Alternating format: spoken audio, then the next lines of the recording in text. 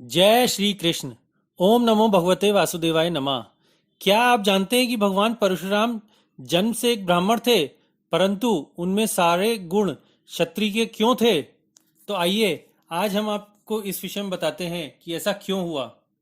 राजा पुरुरवा के वंश में एक राजा गादी हुए, जिनकी एक पुत्री थी जिसका नाम सत्यवती था, जिससे विवाह करने हेतु ऋचिक नामक ब्रह्म ऋषि ने राजा से विनती की।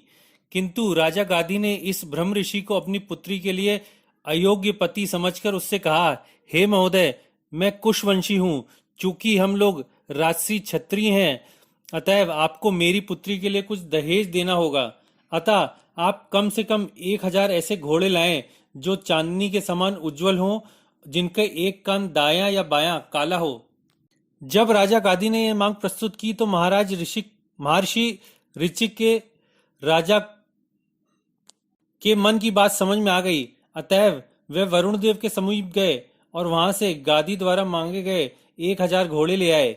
इन घोड़ों को भेंट करके मुनि ने राजा की सुंदर पुत्री के साथ विवाह किया। तत्पश्चात ऋचिक मुनि की पत्नी और सास दोनों ने पुत्र की इच्छा से मुनि से प्रार्थना की कि वह चुरू तैयार करें। तब मुनि ने अपनी पत्नी हेतु ब्राह्मण मंत्र से एक चुरू और क्षत्रिय मंत्र से अपनी सास के लिए अन्य चुरू तैयार किया।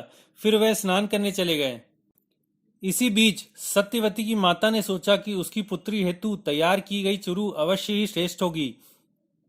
अतएव उसने अपनी पुत्री से वह चुरू मांग ली। अतः सत्यवती ने वह चुरू अपनी माता को दे दी और स्वयं अपनी माता की चुरू खा ली। जब ऋषि ऋचिक स्नान करके घर लौटे और उन्हें यह पता लगा कि उनकी अनुपस्थिति में क्या घटना घटी है, तो उन्होंने अपनी सत्यवती से कहा, तुमने बहुत बड़ी भूल की है।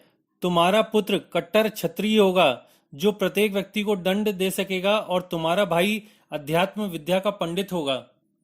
सत्यवती ने किसी प्रकार मधुर वचनों से ऋचिक मुनि को शांत किया और प्रार्थना की कि उसका पत्र क्षत्रिय के समान उग्र ना हो।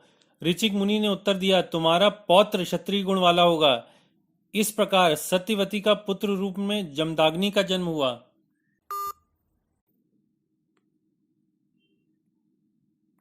ऋषि जमदाग्नि के वीर से रेणुका के गर्भ से वासुमान इत्यादि कई पुत्र हुए, जिनमें से परशुराम सबसे छोटा था।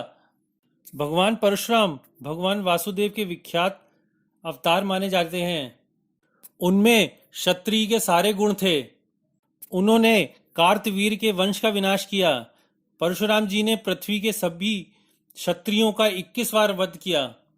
आशा करते हैं यह प्रसंग आपको अच्छा लगा होगा। कृपया लाइक, शेयर और सब्सक्राइब करना ना भूलें। जय श्री कृष्ण।